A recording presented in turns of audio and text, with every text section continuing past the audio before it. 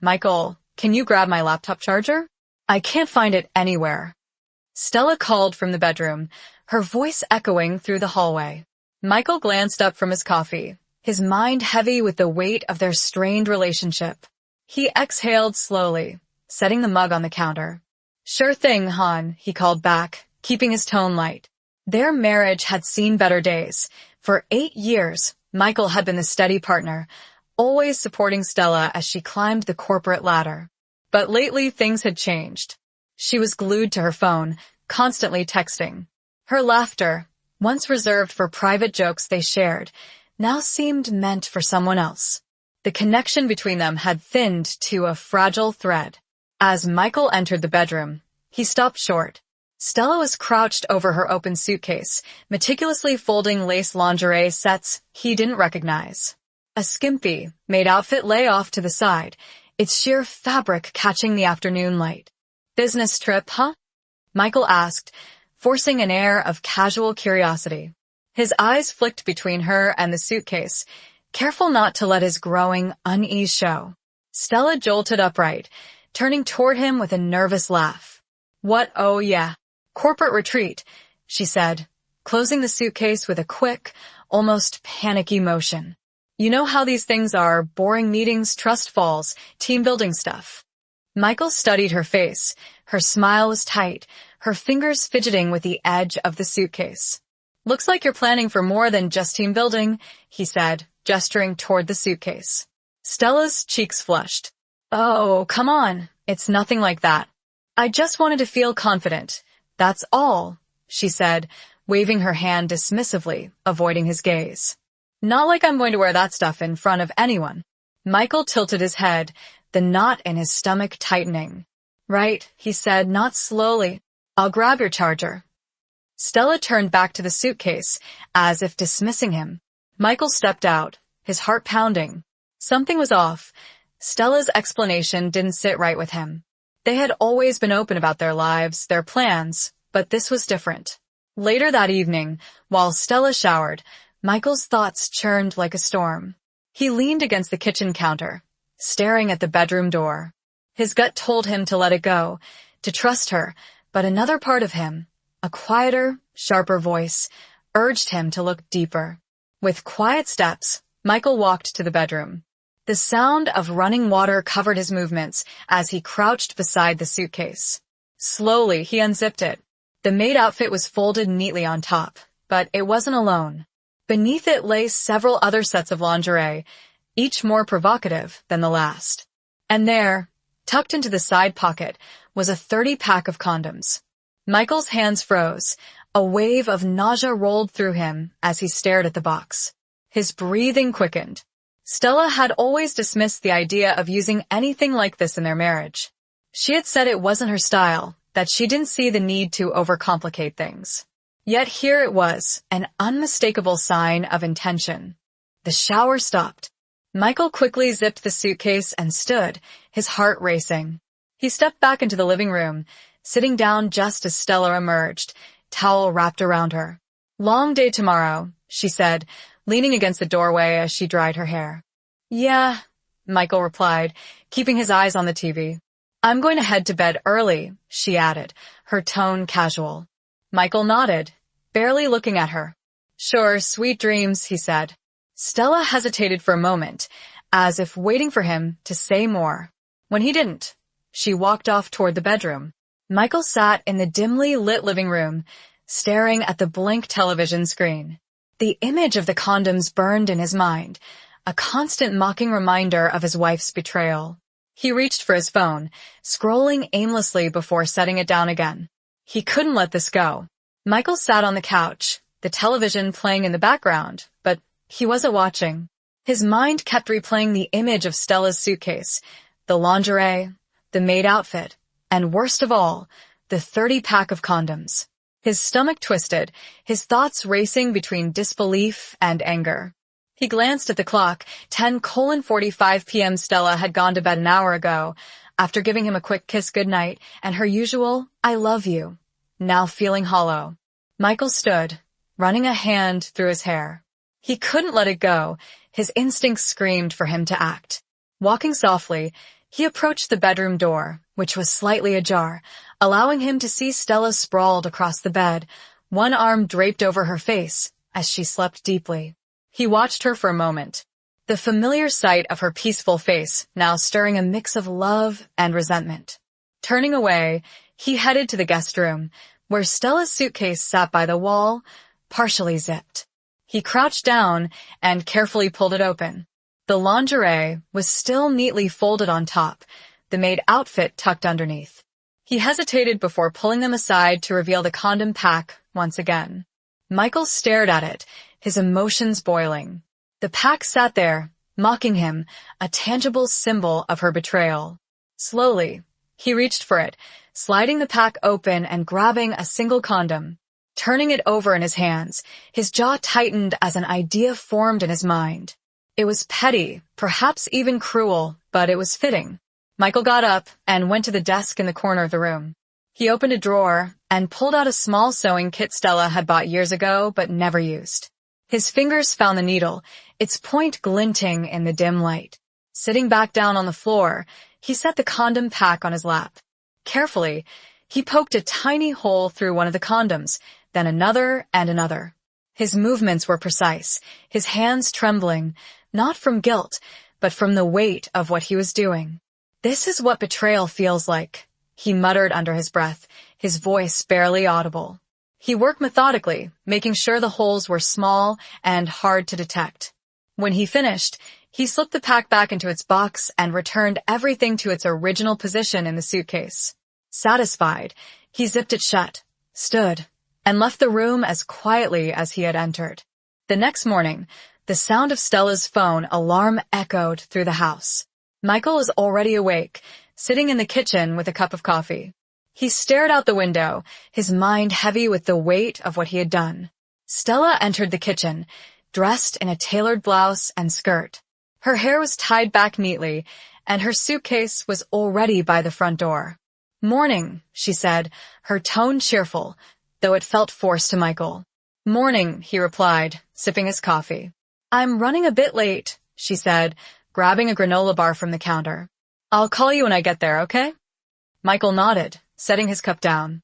"Sure, have fun." She hesitated, glancing at him. "Everything okay? You seem distant." He forced a smile. "Just tired, long week." "Don't forget to water the plants," she called over her shoulder as she slipped on her heels. Michael leaned against the kitchen counter, watching her. "You packed everything you need?" "Yep, all set." She grabbed her suitcase, giving him a quick peck on the cheek. "I'll call you when I get there, okay?" "Sure," Michael said, forcing a smile. Stella nodded, leaning down to give him a quick kiss on the cheek. "Love you," she said, her words breezy and casual. "Love you too," Michael replied, his voice steady but void of warmth. With that, Stella grabbed her suitcase and walked out the door. Michael listened to the sound of her heels clicking on the driveway, followed by the car door slamming and the engine starting. When the car disappeared down the street, Michael exhaled deeply. The house felt emptier than usual, the silence heavy and oppressive as the door closed behind her. Michael felt a heavy silence settle over the house. He stood there for a long moment, staring at the door before grabbing his coffee and sitting down at the dining table. He opened his laptop. Michael spent the next few hours digging, sitting at the dining table with his laptop. He logged into Stella's email using the password she'd always used for everything, their anniversary date. He wasn't surprised when it worked. His inbox search quickly yielded results. Messages between Stella and Alexander filled the screen, each one more damning than the last. "Alexander can't wait to see you tonight. Hope you packed that maid outfit. I love you, Stella." Of course, Michael had no idea this was going to be our best weekend yet. Michael clenched his fists, his eyes narrowing as he read through the string of emails. Alexander had been her boss for 3 years. He'd met the man once at a company party, finding him arrogant but harmless.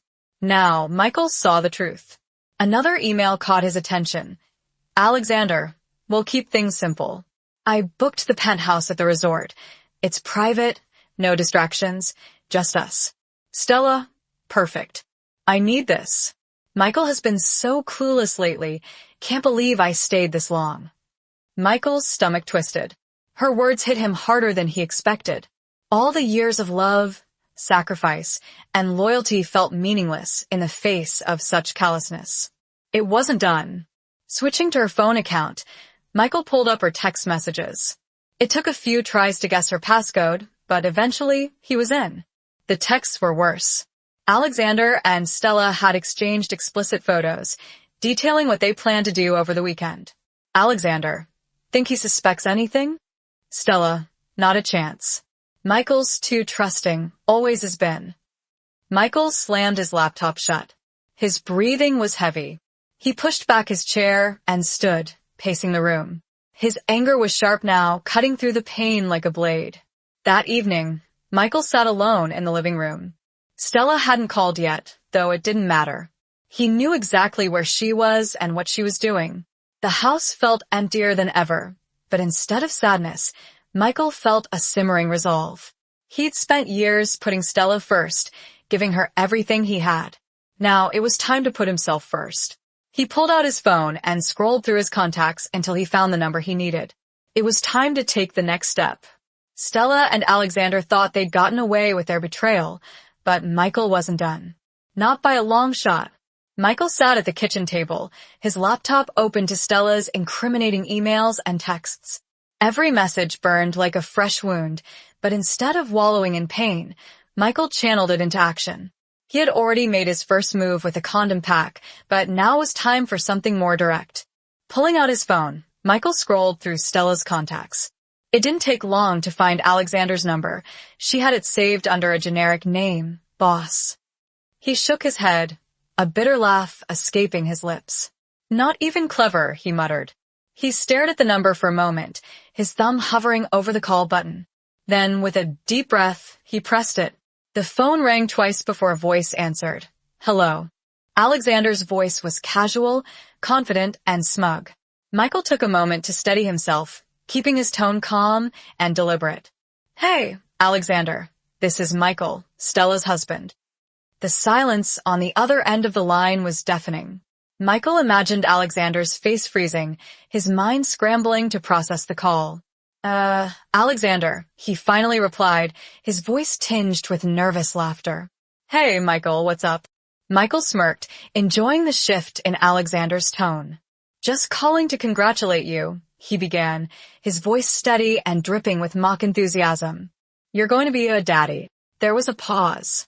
What the hell are you talking about? Alexander asked sharply, his smugness replaced by irritation. You heard me, Michael said, leaning back in his chair. Oh, and while we're at it, you're also about to inherit all my headaches. Stella's homeless now. Divorce papers are on the way. Alexander stammered, clearly taken off guard. Wait, what? Homeless? Look, man, I don't know what you think is going on, but... Before Alexander could finish, Michael hung up. The sharp click of the call, ending felt like a small victory. Michael stared at his phone, his pulse racing. His anger had dulled into a cold determination. The satisfaction from the call wasn't enough. He wasn't done yet. That evening, Michael sat on the couch with a glass of whiskey, staring at the flickering light of the television. He felt lighter, as though a weight had been lifted from his chest, but the pain was still there, lingering beneath the surface. His phone buzzed again. This time it was Stella. Stella. Hey, just checking in. Made it safely. Love you. Michael stared at the message, his jaw tightening. He didn't reply, instead leaning back, letting the silence of the house surround him. For the first time in years, it felt like his space, his life, and he was ready to take it back. Michael spent the morning in his garage, boxing up the last remnants of Stella's belongings. Each item he packed felt like closing a chapter of his life. Her clothes, her favorite books, even the framed photos they'd once cherished together. He paused briefly on their wedding photo. For a moment, he considered smashing the glass, but he set it down gently instead. Not worth it, he muttered under his breath. With a truck bed fully loaded, he grabbed the USB drive containing the damning evidence of Stella's affair. Video, texts, and emails, which he had carefully compiled over the past few days. It was all there, neatly organized, ready for delivery. As he drove to Alexander's house, Michael rehearsed what he would say. He wanted this moment to be controlled, to hit exactly where it hurt the most, without losing his composure. His grip tightened on the steering wheel as Alexander's suburban neighborhood came into view. The pristine houses, trimmed lawns, and shiny SUVs felt almost mocking in their perfection. He pulled up to Alexander's driveway and killed the engine, taking a deep breath. Michael grabbed the first box and approached the front door. The doorbell rang, echoing through the house. Michael heard footsteps approaching, and to his surprise, it wasn't Alexander who answered. A petite woman with sharp features and tired eyes opened the door. "Can I help you?"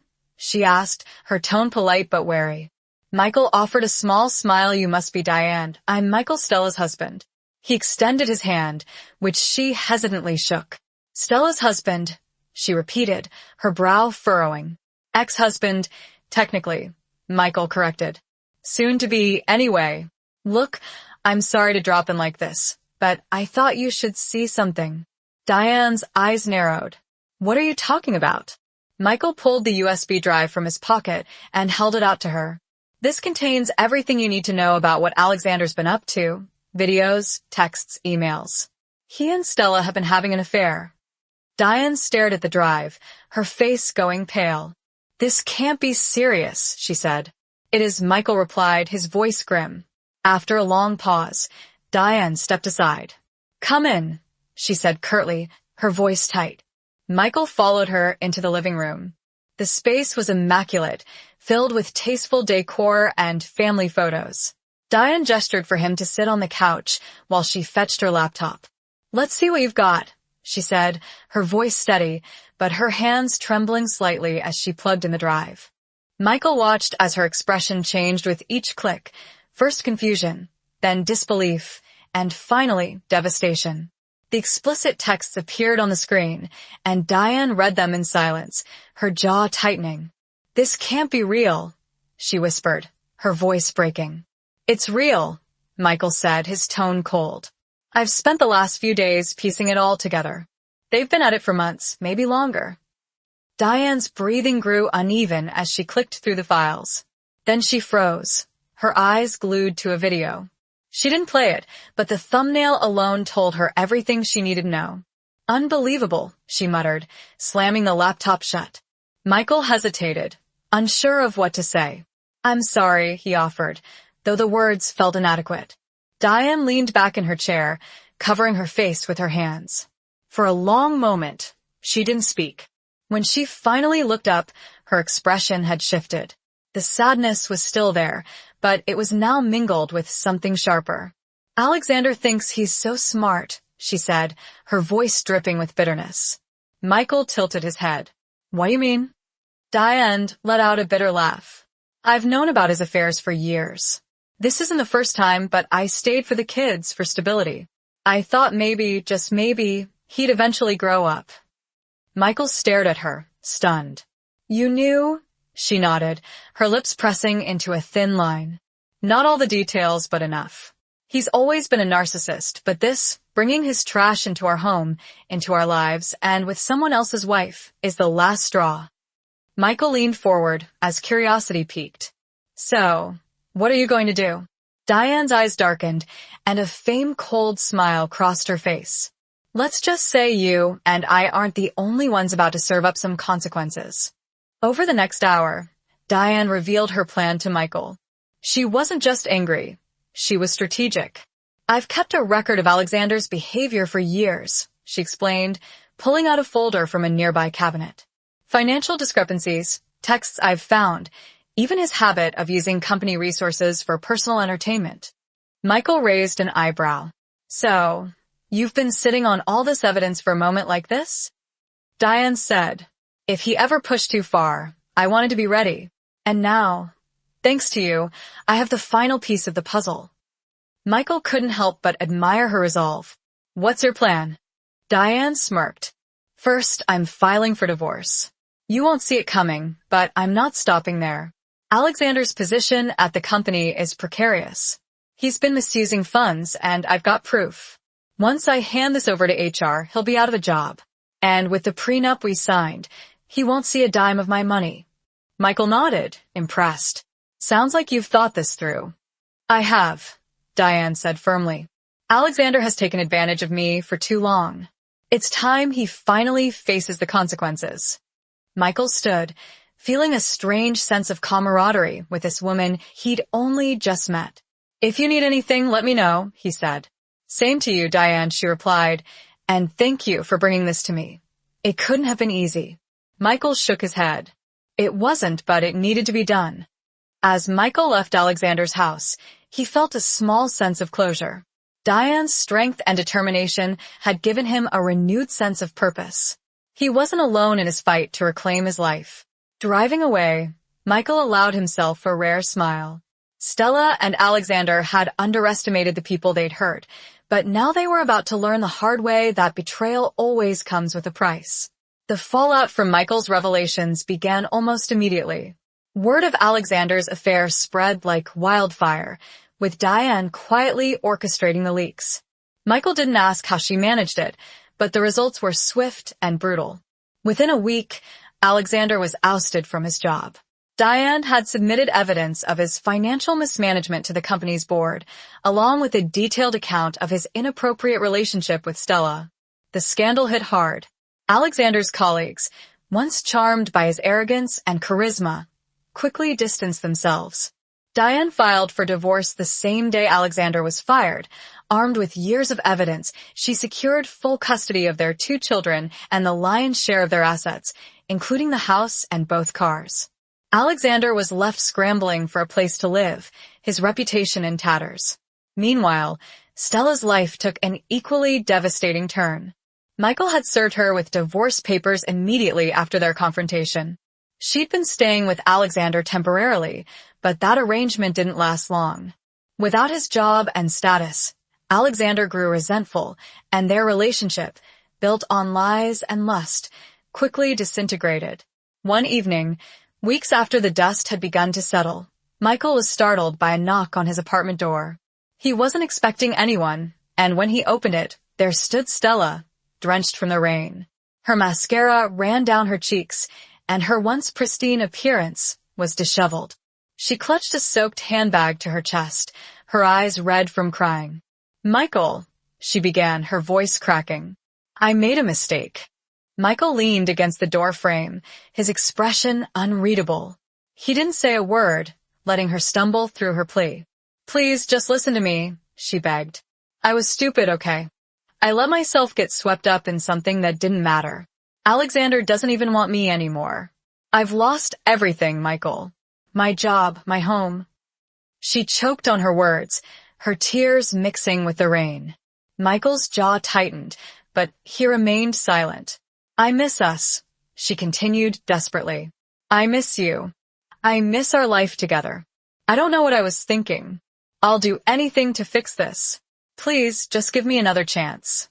For a moment, Michael's mind flickered to their life before everything fell apart.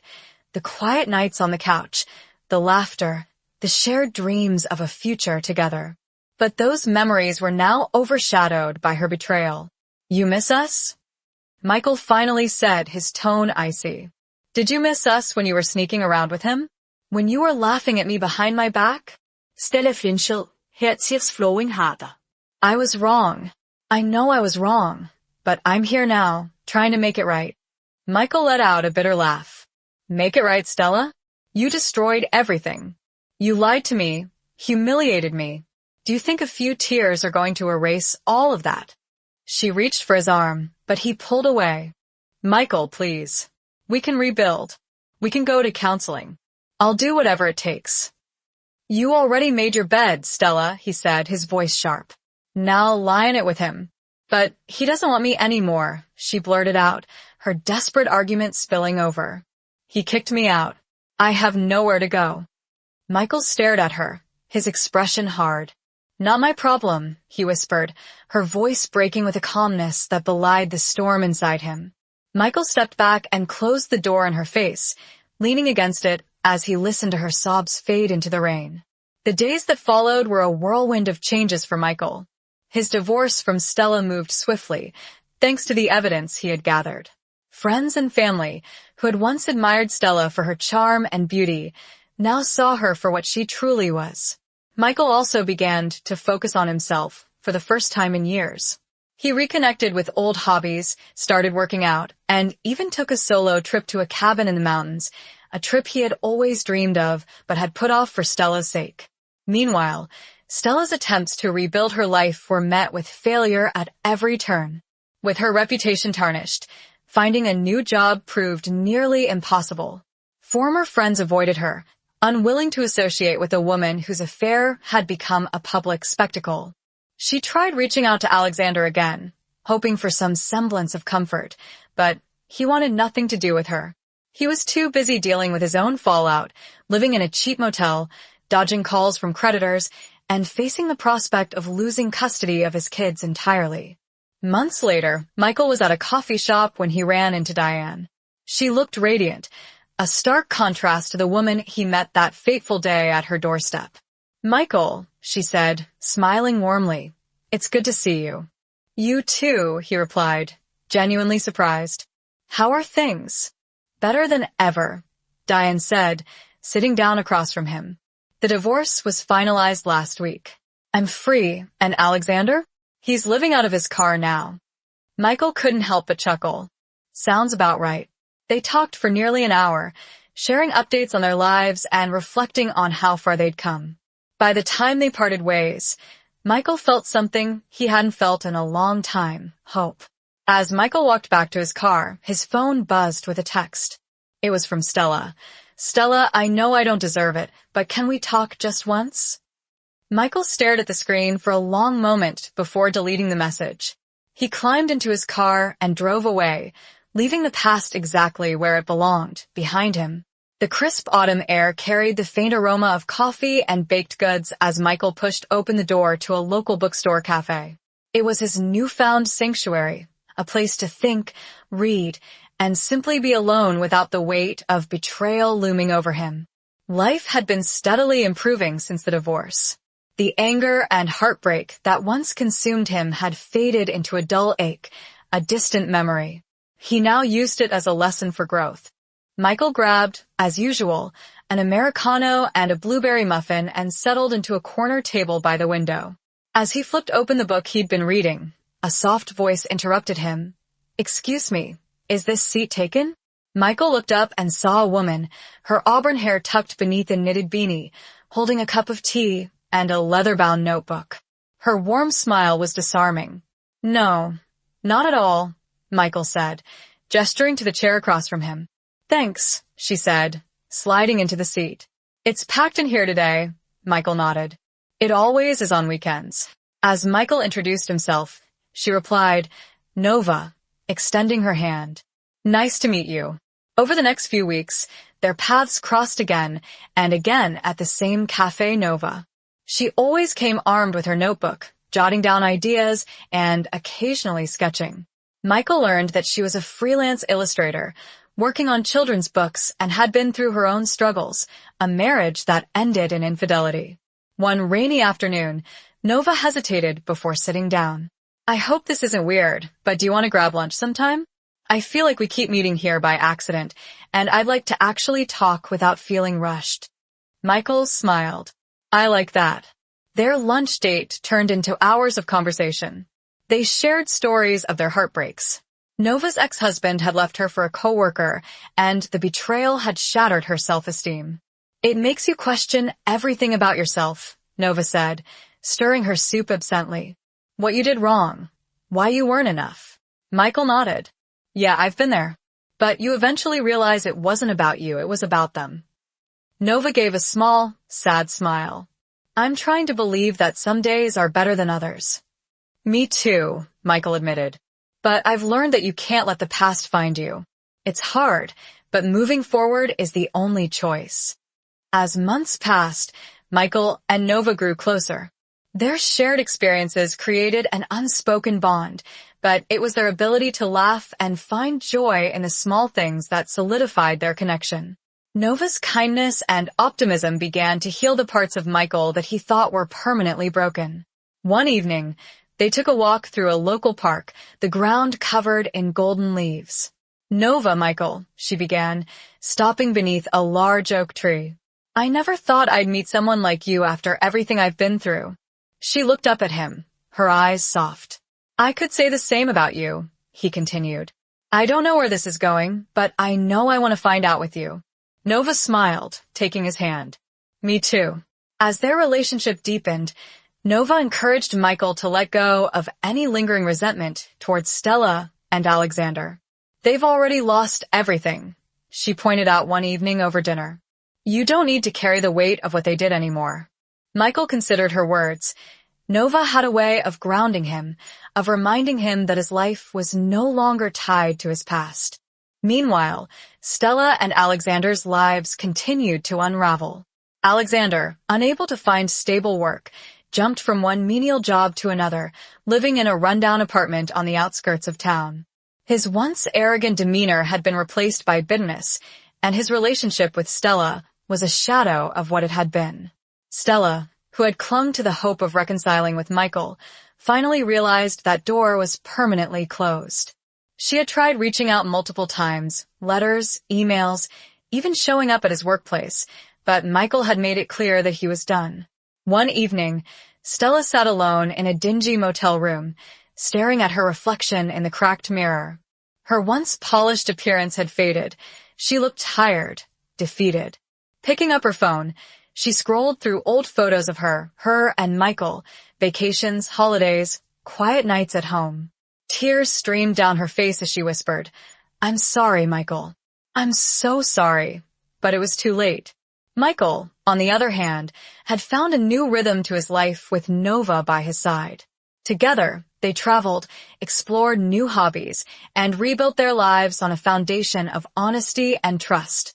One sunny afternoon, as they walked hand in hand along a quiet beach, Nova turned to Michael. "Do you ever think about what happened with Stella?" she asked. "Sometimes," Michael admitted, "but not in the way I used to. I don't feel anger anymore, just gratitude." Nova raised an eyebrow. "Gratitude?" she asked. Michael smiled. "If it hadn't happened, I wouldn't have ended up here with you." Nova leaned her head against his shoulder. "Funny how life works, isn't it?" As the waves lapped at the shore, Michael felt a sense of peace he hadn't known in years. The betrayal that once consumed him had been replaced by a quiet strength, a belief in second chances, not just in love, but in life. Michael had learned that even the darkest chapters could lead to brighter tomorrows, and as he stood there with Nova, he knew he had finally found his new beginning.